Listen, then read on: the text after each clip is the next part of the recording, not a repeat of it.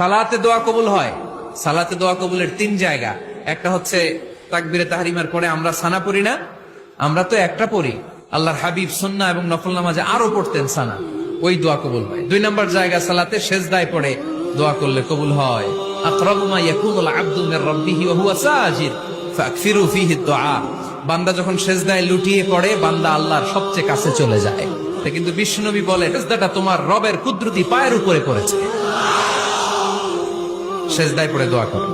সালাম ফিরানোর আগে বিশ্বনবী দোয়া করতেন, লা ইউসাল্লিমান্না আহাদুকুম হাত্তা ইয়াতাআওয়াযা মিন আরবা'a।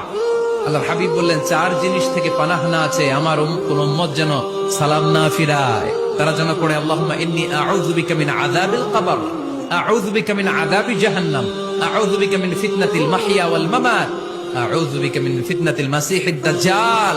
আল্লাহ কবরের আযাব থেকে বাঁচাও, আল্লাহ জাহান্নামের আগুন থেকে বাঁচাও, আল্লাহ জীবন